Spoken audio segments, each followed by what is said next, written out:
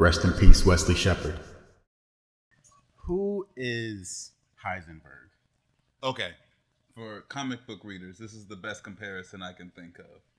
All right. So, in recent years, and I don't know if you read Batman comic books regularly. Somewhat familiar with. All right, so Batman has a failsafe alter ego in his mind. I forget, it's got some weird ass name. Sabanur something. It's got a weird ass name. It wears a purple and yellow Batman costume, and it is Batman without Bruce Wayne. Oh. That's what it is. And it only comes out if something really bad happens to Bruce Wayne. And it gives no fucks. Like, it sees the Robins as child soldiers, and it doesn't care. It's Batman without Bruce Wayne. I think Heisenberg is a persona that Walter has always had inside of him, and he finally gets to, like, let it loose. I feel like Heisenberg is just Walter It's Walter White. no morals. No. I feel like Heisenberg is just Walter White role-playing a character that he's put together in his brain. Yes, I agree with you. Heisenberg is And he gets really into it. I don't think Heisenberg is real. I think that you are not giving credit enough to how bad Walter wants to be that dude before any of this ever happens. Like, episode 1, Walter wishes he could be that dude. He regrets giving away his stock of gray matter because he can't be that dude. Walter, you know what I mean. Walter wants to swing his dick around.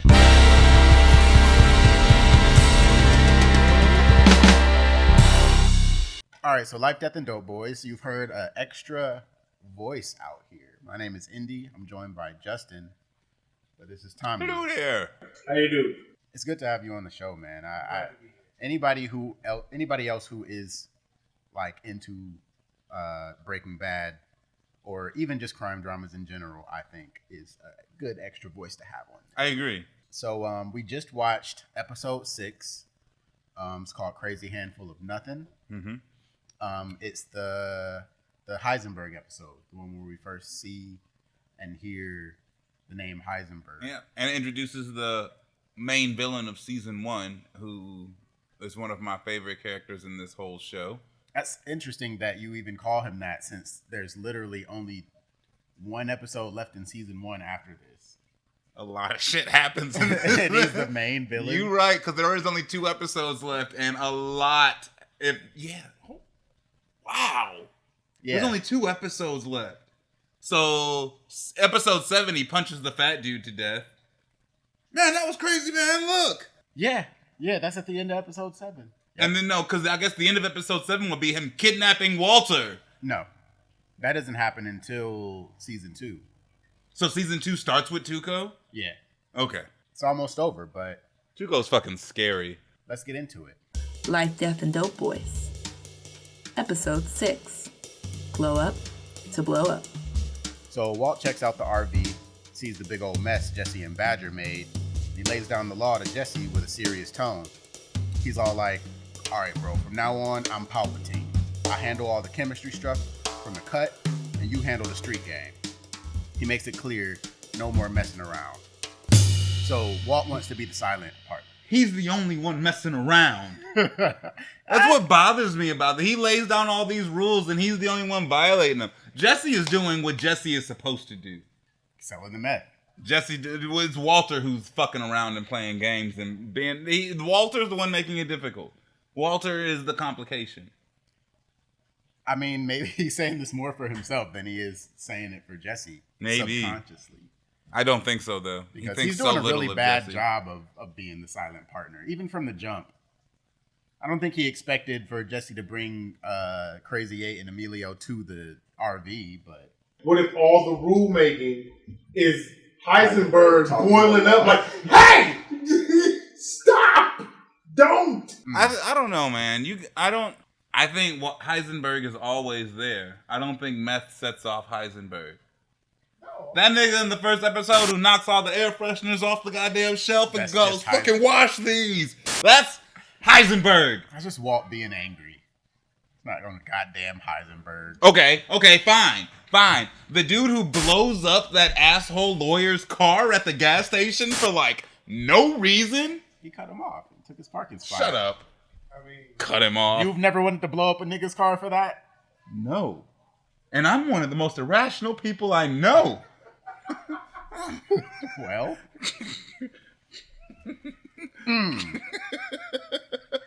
But here's the thing, y'all. Walt's adamant about something important. He says, we ain't shedding no more blood. And as the scene plays out, they show shots of Walt. He's rocking an all-black outfit, head shaved clean, strutting through a bunch of bikers on a street that's filled with debris and smoke. And get this, he's clutching a bag all stained with blood. Why does the bag get blood on it? I thought the blood was like the fact that he had a nosebleed from the cancer. Could it be the same bag that Tuco beat Jesse with? Damn, how gangster is that? Like, you beat this nigga with the bag and then put the bag away to use later. So Walt's all up in the cancer clinic trying to get his treatment on. He's telling Skylar she can bounce and leave him alone up in there. But She's before a she nag. dips, bitch, go away. Let me suffer alone. I like to play devil's advocate with Skylar because I've seen the show so often, dude, and I think it should be appreciated how attentive and caring she is. She doesn't have to be there. Like, sure, all right, Walter would like his peace and quiet and would like to be alone, but it shows the foundation. It shows how strong his support system truly is because, bruh, she could be anywhere else. You ever had somebody go to a doctor's appointment with you and sit with you? That shit is excruciating for them. No one wants to do that. so before she dips, Skylar's all like, yo, where the hell is that check from Elliot? See, as far as she knows, Elliot promised him a fat check, but they ain't received it yet. Walt straight up lies and tells Skylar he done already got and deposited it. Walter never reaches out to them. They never give Walter money this entire show, do No, they? I didn't they think never. They never give in, and then at the end, he makes it seem like they do, like, because it's the only way to get his family the money now. Mm-hmm. Oh my God, yeah, he never reaches back out to them. But later, when he's paying the bill with his own drug money, of course, he asks the clinic clerk not to cash it until Monday. Why do you think that is? I don't know. He should already have that money, right? If he's depositing it, if he's writing a check, it means that he's depositing the money into his bank account. But if he's smart, he ain't depositing that money in his bank account because he can't account where it comes from, which means he's using his money for work when that comes in, which is why they told when he asked to deposit it Monday. But he's not making enough money from work for them to just pull, like, Cancer treatment money out of it. that's what I'm saying. Like, Well, didn't he say that? Okay, so he said he had a separate credit union, right? He said that the check, when he lied to his wife, he said the check went pulling into it out of his credit union account. separate credit union, which means that he could be paying bills in the house with his separate credit union account, but at the same time using the money from his checks to pay on his cancer treatments. That's why he would have to deposit the check Monday. Because he got to wait for that shit to hit his account so the check will cash and won't bounce. maybe. I mean, that's what I would do. I don't know if you find out eventually, because I know that's not the first time that the lady, like, asked, because it comes up again, like, about him waiting to deposit until Monday. And I can't remember if that goes anywhere. I can't remember either. I can't wait till it comes up when we're watching. The next day, Walt's teaching the students about fulminated mercury and how chemical reactions can make stuff blow up real quick. Foreshadowing. But before he finishes his lesson, my man Walt got a bail because he's feeling sick and goes to puke up his guts in the bathroom. I makes it through the lesson. No, I feel like he cuts the lesson short. Yeah, Maybe, it's like yeah. right before the bell rings because it's short to go. No, the bell doesn't ring. He tells them to do some other shit, and then he walks away does. and goes to the bathroom. He does. So it's like in the middle of class. I feel like he had more to say for sure, Probably. but it's definitely a good amount of foreshadowing for how the end of the episode goes. Because I think that because they did that once already in episode 1, where when they're going to use chemistry as the way that Walt solves the problem. Yeah, he has to do like some exposition on it first. Yeah, so that the audience understands what's happening. You mix that shit wrong and you got mustard gas. Phosphine gas. Yeah, exactly. One whiff will kill you. That's why the respirators. We used to know a chemist. I'm sure Mythbusters did it too. And we talked about that episode one time, and he was like, it would not go that way. You're talking about the phosphane gas? Yeah. No, the explosion at the end of this episode. Mercury? Yeah. It would make a boom, but not like it's not He blowing said- out but windows he said, and stuff. He said, with a tweak of chemistry. Fulminated mercury, a little tweak of chemistry. So you don't know what he did to make it explode. I guess that's valid. This custodian dude named Hugo, who they definitely want us to remember, helps him out. Thanks, Hugo. The first time he says it, it's like, I wonder why he gets a speaking Role and a name. Like Hugo got lines, and then they named him. I wonder why. And then when you see him the second time, it's like, oh, this dude's gonna be important for some reason. Because they show him again. It's like, and then when you finally see why it's important, it's like, no, nuh-uh. Later at a cancer support group, Skylar's telling Walt that she feels like he don't want her around no more. She and Junior be wondering where he'd be disappearing to in the afternoons. Walt says he just needs some alone time and be taking nature walks. It's super ironic, too, for that to be his answer for the meeting, because to say that I just like to be alone and not talk to anybody, and they have Walter at this support group full of people where he has to talk about his feelings on the spot. This is the exact opposite of what I would it's like. Like he's subtly saying, I don't want to be here. I hate this. Like, we could have had this conversation in our living room. Like, not at all. Or not at all. Not at all. Yeah, leave me alone. I have terminal cancer. Let me be alone with my thoughts. But that's not Skylar's way. She's a problem solver.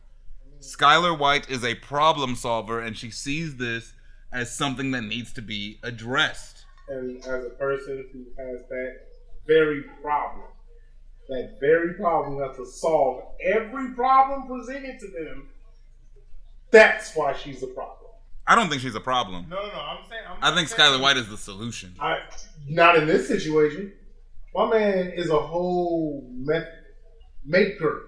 She doesn't know that. No. And when she finds out, she is a huge help to the organization. Isn't her? I do believe they may mention that her brother is the her brother-in-law. Okay, whatever, nigga. Okay, that makes the situation worse because now it's not a blood brother you can talk down if you find out catch wind of anything. I think that where you're having a hang up here is that you are promoting the Walt's involvement in the meth business as the structure that needs to be upheld, but it's not. Like, Walt being in this meth situation, cooking meth, selling meth, is a problem. It's the worst thing that's happened to his family, and it is a problem. But how else is he gonna provide?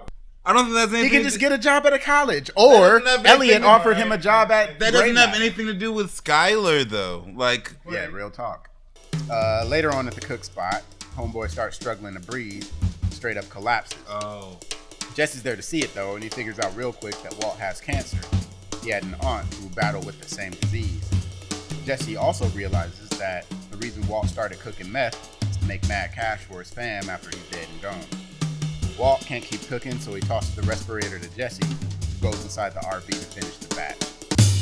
And Walt really did not account for how much harder both jobs would be now that he's on chemotherapy and radiation. Because he can't do shit. Appreciate this scene because it establishes that Jesse isn't a fucking idiot. It's like, as the viewer almost, Walter's opinion is so negative of Jesse throughout the series. Mm-hmm. Until, like, Jesus Christ, man, the last episode, yeah, Walter's opinion of Jesse is so negative that it's like the show has to remind you that this dude isn't stupid. Yeah. Because even the way that he finds out himself the way that he could. Yeah. He's not living up to his full potential. But Jesse's not dumb. Well, I mean that's just it. Walt knows. I think Walt knows that he's not that much of a fuck up. I disagree. I think Walt specifically chooses him and keeps fucking with him because he thinks he's a fuck up and an idiot and he's easily manipulated. Easy to control, yeah. All right, while Gomez meets up with Hank in the Express Inn parking lot, He hands Hank a gas mask they found at Walt's old cook spot. Crime lab report says that the mask got some markings identifying it as being from Walt's old high school. And why does this not make Walter like the prime suspect? Prime suspect? It's because he's Hank's brother-in-law. Hank has to be. Dami, if I was a cop and there was something implicating you as involved in drug trade, nigga, I would do everything I could to have it overlooked. No. But it's not. It doesn't feel like he's doing that. It feels like he's got blinders on to where like he can't even see Walter. Well, how does it look at how his family sees him, especially Hank? Like, there's no way. You might as well be telling Hank that fucking Santa Claus is selling this mess. Hank, Walter is the most uptight, boring, fucking stick up your ass dude. And he died. There is no way. Obviously, one of his punk ass students or somebody else is just stealing under his nose because he's so oafish and dopey. Damn. So you feel like Hank doesn't respect Walt enough to consider him a suspect in this case. Yep. So Jesse's been putting in that work, distributing the last batch. It's a great montage. Good song. Yeah. And everything. That is a really dope montage. Such a good time to kiss. It's such a good time to dance. It's such a fun montage of this dude trapping. Next day, he pulls up on Walt, hands him a prepaid cell phone and $1,300, his cut. He actually lays down $2,600 and then takes $13. Why do it that way? Walt's cut is 13. Yeah, but Jesse sits down all 26, And then takes half of it. Why would you do that? And I don't blame him. Maybe he's bragging. I'm gonna say, bro, if I sold $2,600 worth of drugs over the course of one night, not even 12 hours, I'm proud of that. I did. Look at this shit. Yeah, I'm proud. Like Walter doesn't realize the gravity of what Jesse has done. Right, because he needs more money. Jesse's been moving the meth 1/10 at a time, but Walter's not having that. He needs that cash fast. He wants to know if Jesse knows somebody they can sell to in bulk. Apparently this dude Tuco Salamanca, who just took over Crazy 8's territory. Fucking Salamancas, man. And they have this argument over how Jesse is doing business. And I have to admit, I'm impressed by what Jesse has done. But I don't think he understands the product that he has. I don't think he understands how dire the situation is for Walt. He's selling weed. He's not understanding. He's not selling weed. He's not selling weed. He's selling meth as he always. This is how he's It doesn't done matter. business. It doesn't matter for me. It doesn't matter how dire the situation is. If you're selling anything and you have a guarantee that you have the best product on the market, you're gonna move that. You're gonna try and sell it one at a time out of your garage. No, you're gonna take it to distributors. You're gonna take it to Walmart. Tell that to MC fucking Hammer, bro. That's all I've got to say about that. Tell that to MC goddamn Hammer, who was selling albums, CDs out of his goddamn trunk. I mean, yeah, but he didn't. Eventually, he found the plug. Yeah. That's how he got his first money. Jimmy was too legit. Jesse, I'm sorry.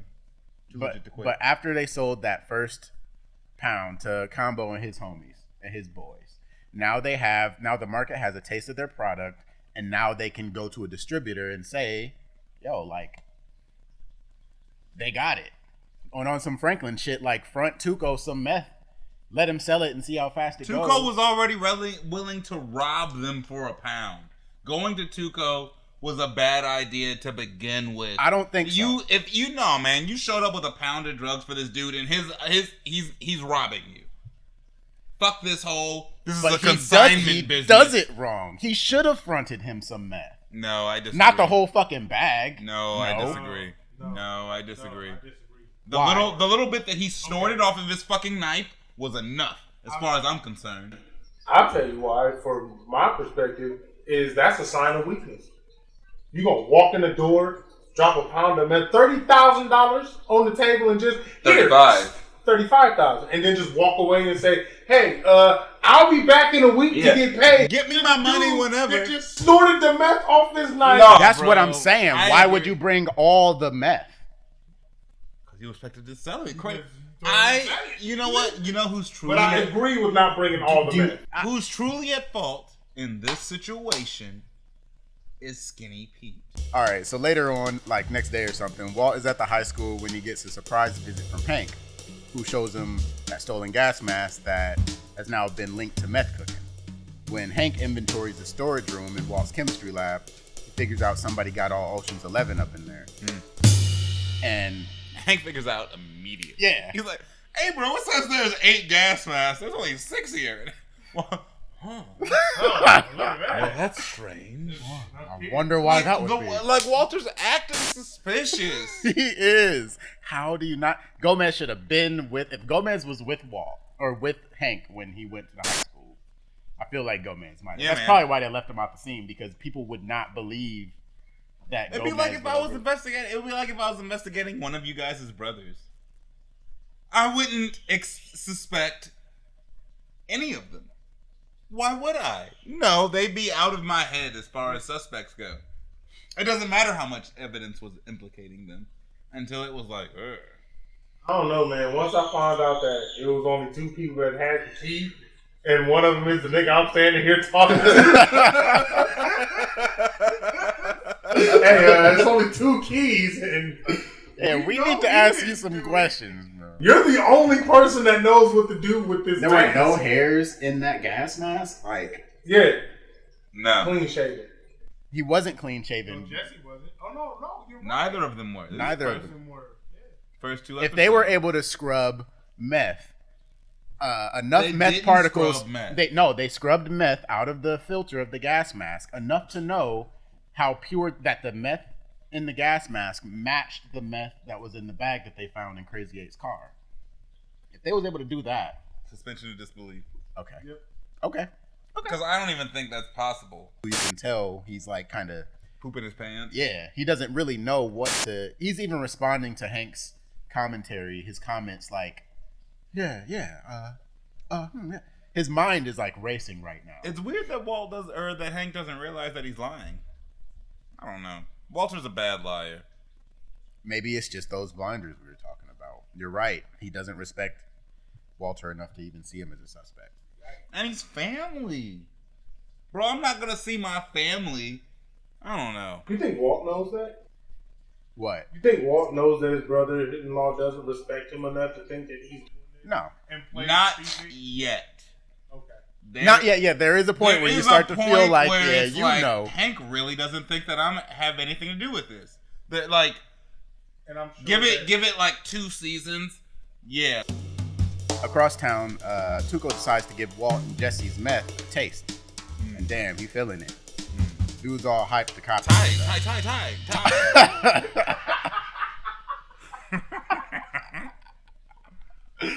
Oh, shit. It's one of my favorite parts of Breaking Bad. Tie. Yeah. All right, Tuco, damn.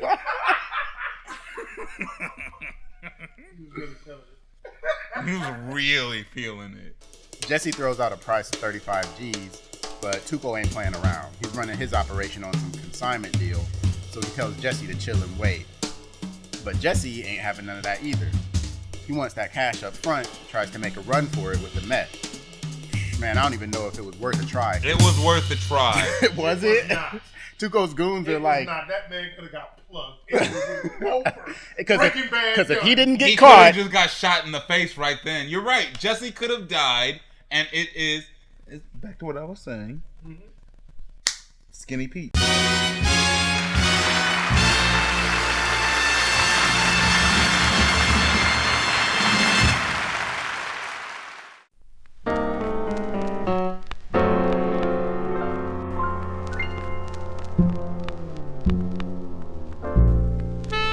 You are now watching Life, Death, and Dopeboys.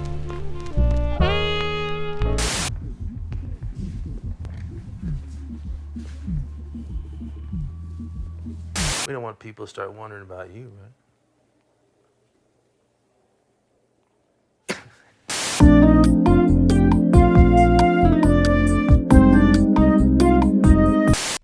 Okay.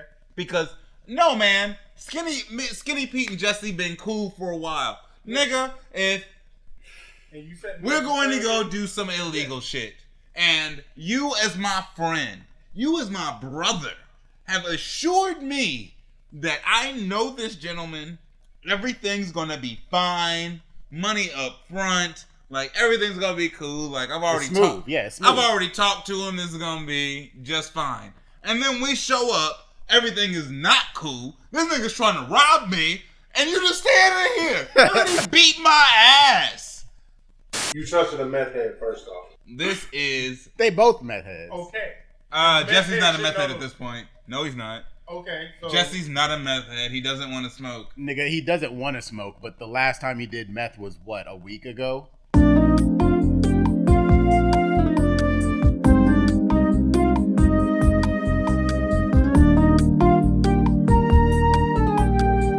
You're still a meth A head. night or 2 nights ago. I guess you're right. Yeah, we watched him smoke meth this episode.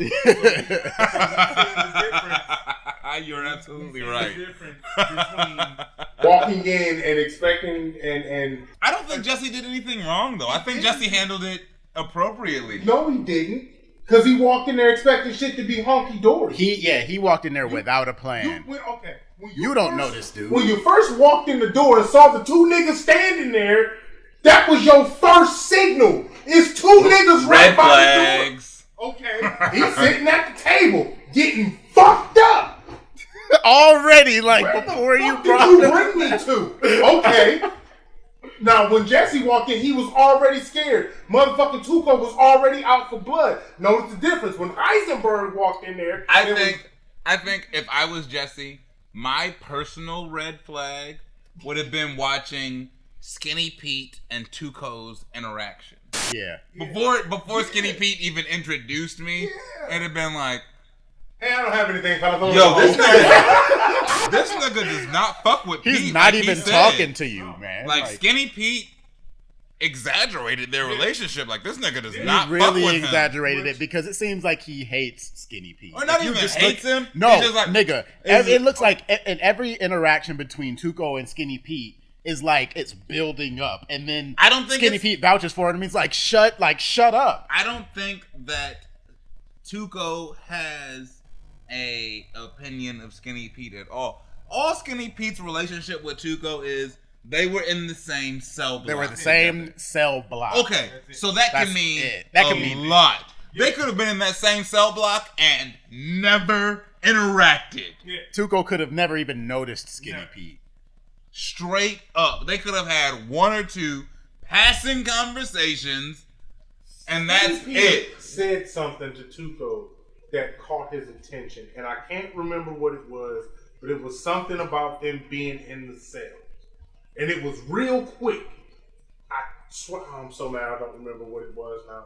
We can look it up later. Yeah, He said like he said like nice house, like you really made something for yourself since you got out. and it was in that line about them being in jail, which would tell me that they had some sort of interaction. He knew something. Yeah, but he wasn't cool. Like he wasn't one of the dudes who woke up and hung out with Tuco all He's day. also, I mean, Yeah. Skinny Pete looked like the same dude in almost every gangster movie. That's that fiend that happens to know the boss. Maybe caught him just a couple around. maybe caught him a couple good plays every once in a while. But you still down here, but think you? Yeah, Yeah, And that's they don't- how Skinny and they Pete. don't fuck with you. Like even when And Skinny as Pete, Jesse, bro, that would have made me very apprehensive to see. This dude does not fuck with my homeboy the way he thought he did. This is already a weird. Just the way that you guys are interacting is making me uncomfortable. but it's the fact that Jesse didn't have his own plan. He didn't have his own. And also, all Jesse knows is 35 stacks. That's all he knows. All right, so at the high school, Walt watches his man Hugo get busted by the DEA.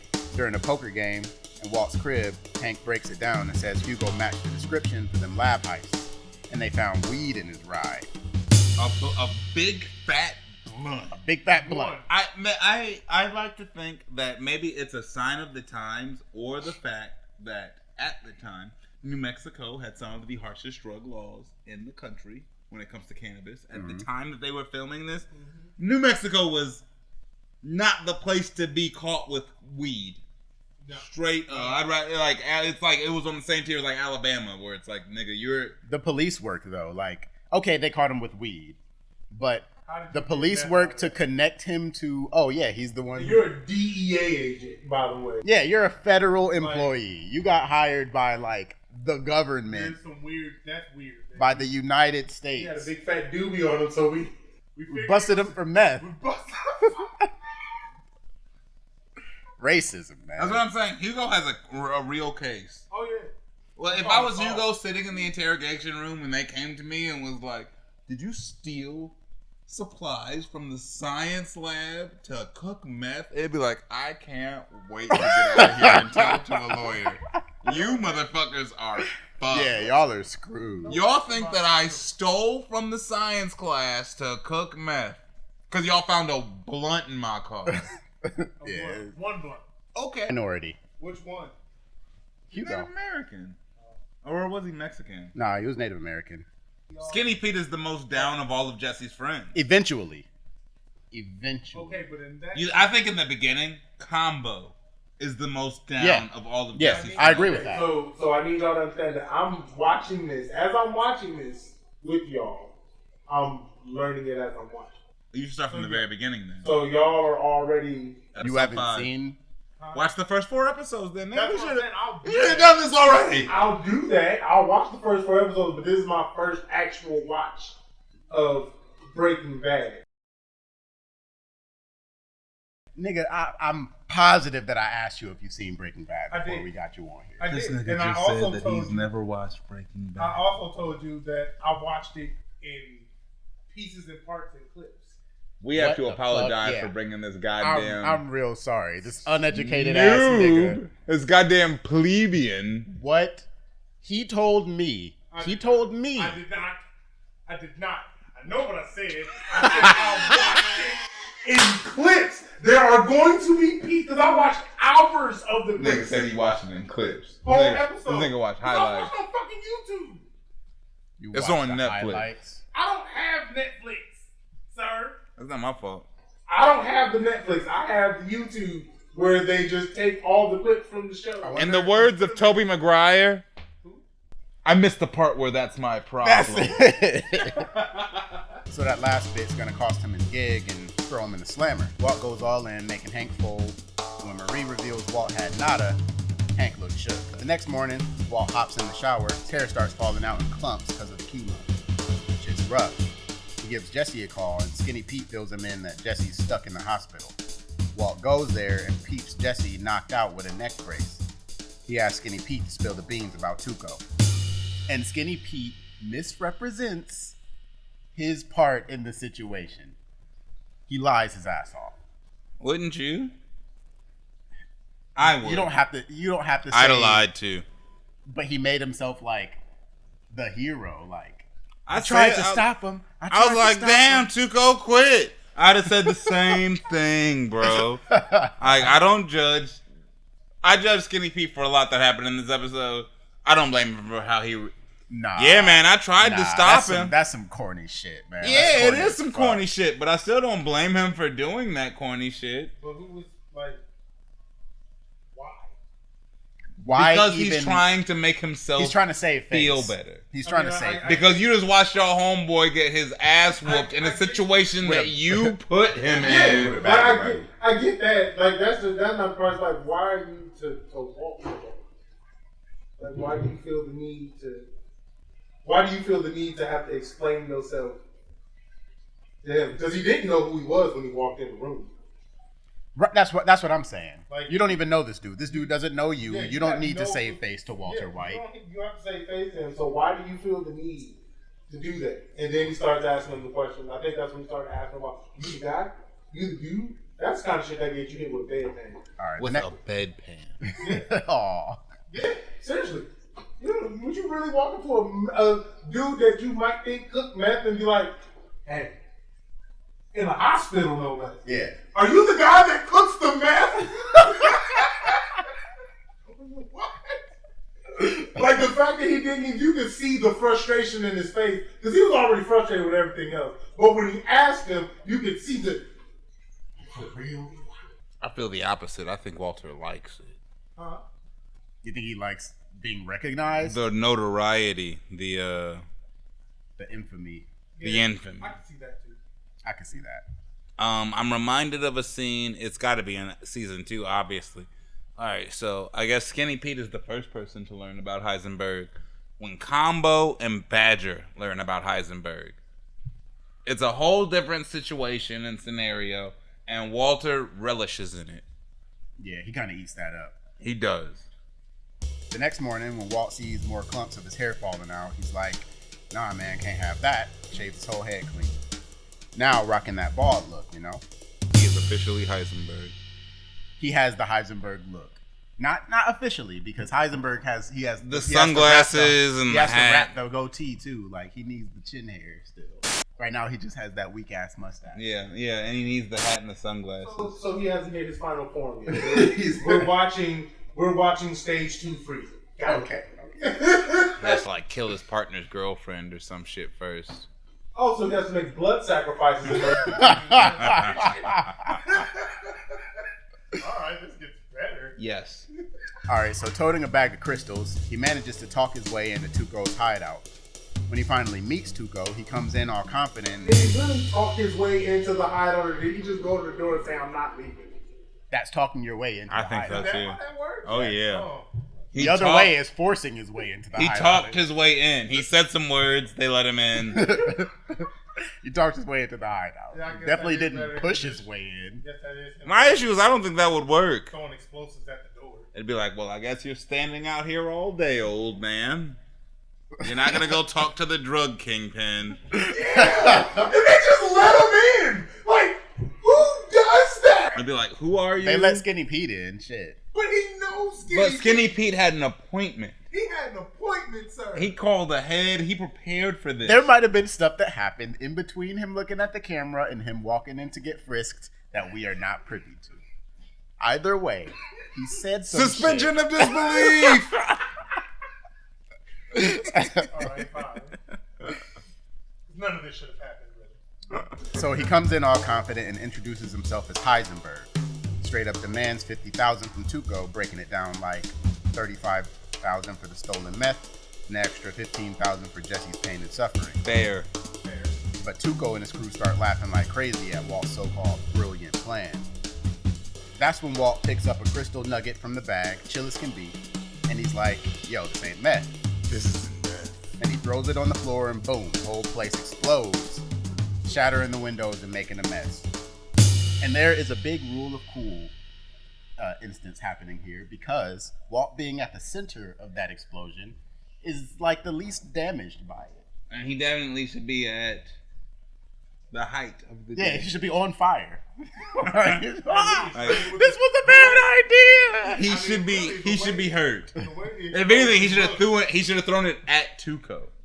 Yeah, or nearer to Tuco. Those deaths shouldn't exist anymore.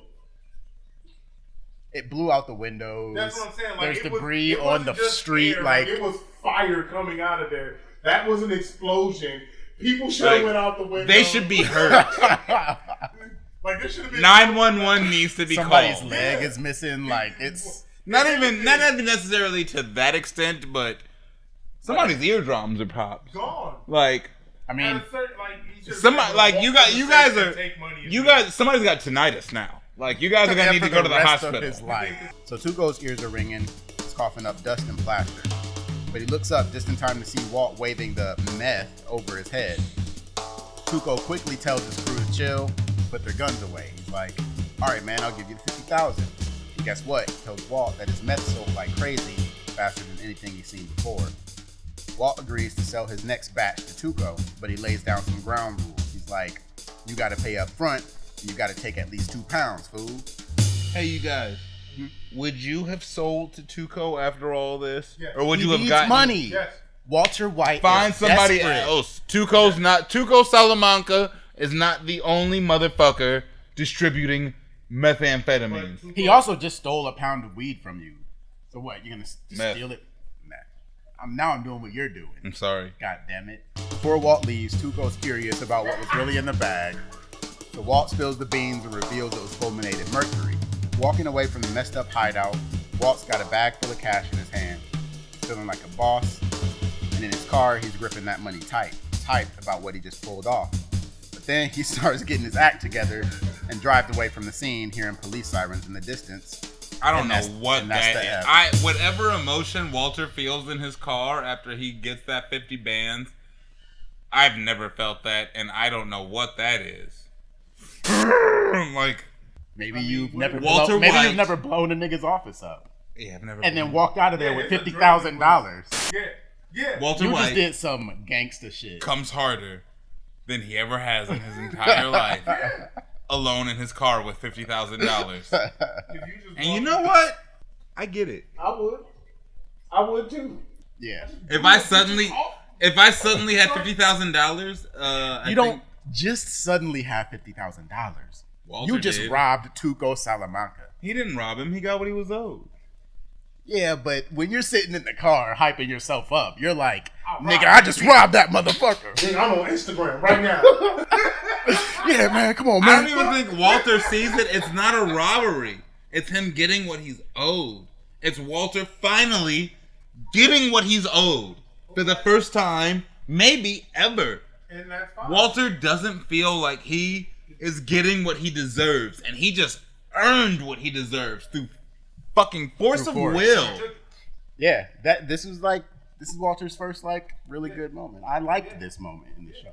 And that's why he comes harder than he ever has in his entire life, alone with that $50,000. Here's the police siren and it snaps him back to reality. Hope there goes Whoop, back. there goes gravity.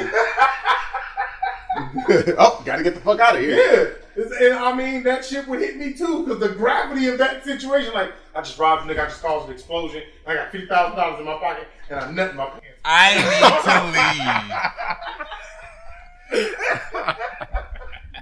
leave. The worst part is that I got nut in my pants. I gotta get the hell out of here. Yeah, this is gross. I feel slimy. This isn't gonna dry by the time I'm home. Shut up. You're taking this a little bit far. Starting to feel like maybe you have some personal experience here. So that's episode 6. Yep. Thanks for checking us out here at Life, Death, and Dope Boys. Thank you, Tommy, for coming through and being Thank a you, guest. Tommy. I kind of want to be a part of this more often. Well, we'll see next season. You gotta watch the show. Watch the fucking show. You gotta watch the fucking show. First off, okay, it's not like it's gonna take that long to catch up to the 4 episodes y'all watched. We've watched the entire series. 3 times. All right. I can binge watch the series. Okay. Episode 6 is the highest rated episode of season 1. Also, a little bit of trivia for you. Probably because of how the episode before it left off, everybody knew they're getting back in the game. So Oh yeah, definitely. yeah, thanks for joining us for this episode. Please kindly leave a like and share our video if you like our content. Check us out on Patreon. We post the full episode there, not like the shortened YouTube version. And We're also on TikTok, Instagram, Twitter. yeah, we got stuff all over the place. Check in. Go down to the description. You'll see. us. Also, subscribe. Subscribe. Then you'll get to check us out every week and see what we post in our new episodes. Your patronage, your attention, your viewership means Contributions. the world to us. We care very much. Thank you very much.